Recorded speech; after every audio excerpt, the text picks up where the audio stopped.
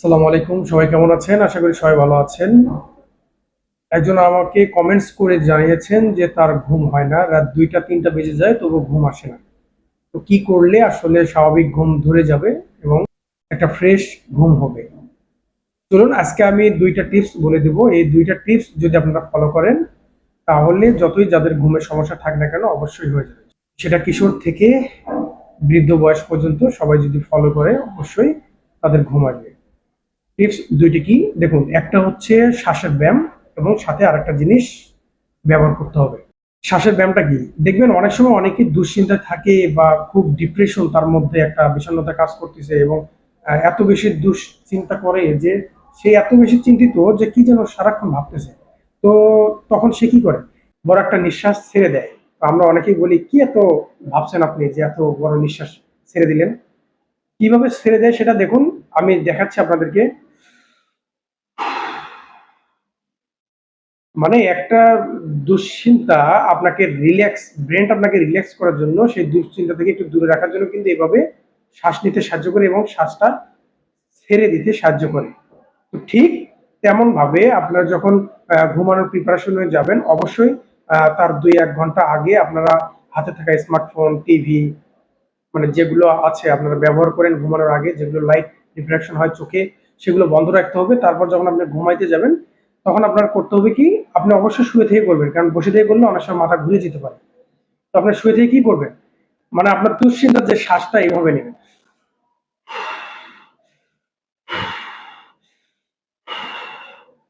ঠিক এমনভাবে আপনারা ১৫ থেকে ২০ বার, ১৫ বার নিলেই এনাফ আপনারা নিবেন এবং চাইলে আপনারা কি করবেন? এই শ্বাসটি নিয়ে আপনারা হোল্ড করে রাখতে পারবেন। আপনারা এখনই নিয়ে দেখুন যে আপনার কেমন লাগে। আপনার মনে হচ্ছে চোখ বন্ধ হয়ে আসতেছে, মাথায় কিছুটা ঝিমঝিম করতেছে, মনে হচ্ছে প্রচন্ড ঘুম ধরবে, মাথাটা রিল্যাক্স লাগতেছে, এমন কিন্তু হয়। তো এটা আপনাকে অবলম্বন করতে হবে। এর সঙ্গে আপনারা চাইলে এভাবে যদি শ্বাস নিতে প্রবলেম হয়, তাহলে আরেকটি কাজ করতে পারেন, সেটি হলো আপনি শ্বাস নিবেন লম্বা সময় ধরে। ১ম এ পেট ফুলে নিবেন, তারপর বুক ফুলে। একই শ্বাসই ১ম এ পেট ফুলে, তারপর বুক ফুলে সে শ্বাসটি ধরে রাখবেন। সেটা যদি আপনি নাক দিয়ে নেন শ্বাসটি, তাহলে মুখ দিয়ে ধীরে, ধীরে ছাড়তে হবে। আপনি যদি শ্বাসটি ৫ সেকেন্ডে নেন, হোল্ডে রাখতে হবে আপনার ৬ থেকে ৭ সেকেন্ড এবং আপনার ছাড়তে সময় লাগবে ১০ সেকেন্ড। এরকম একটা নিয়মে আপনাকে নিতে হবে। যেমন আমি যদি আপনাকে দেখাই, নাক দিয়ে নিয়ে মুখ দিয়ে ছেড়ে,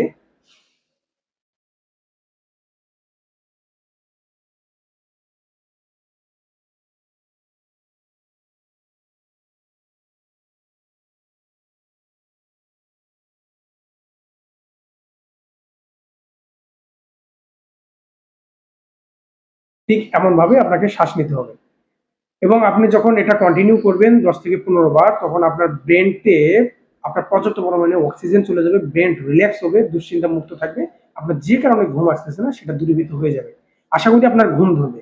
তো আপনি এটা করার পরে আপনি দেখবেন যে আপনার ঘুম আসছে কিনা।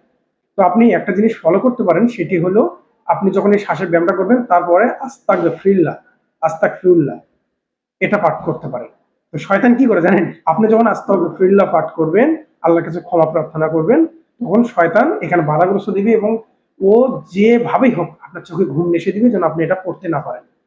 আপনারা চাইলে ট্রাই করে দেখতে পারেন। আমি এটা প্রতিনিয়তই করি। কারণ হচ্ছে আমার যে ঘুমের সমস্যা সেজন্য করি না। আমার ব্রেইনটা আমি অক্সিজেন সাপ্লিমেন্টটা যেন ভালো পায়, আমার ব্রেইন যেন পর্যাপ্ত পরিমাণে অক্সিজেন পায় সেজন্যই করি। আশা করি এটি আপনার কাজে লাগবে। ইনশাআল্লাহ ঘুমের সমস্যার সমাধান হয়ে যাবে। অবশ্যই ঘুমানোর আগে আপনারা ২-১ ঘন্টা আগে আপনাদের হাতে থাকা মোবাইল ফোন, টেলিভিশন এগুলো বন্ধ রাখবেন। ইনশাআল্লাহ আপনার ঘুম আসবে। ধন্যবাদ সবাইকে। আশা করি টিপসটি কাজে লাগবে। সাথেই থাকবেন। ধন্যবাদ। আসসালামু আলাইকুম ওয়া রাহমাতুল্লাহ।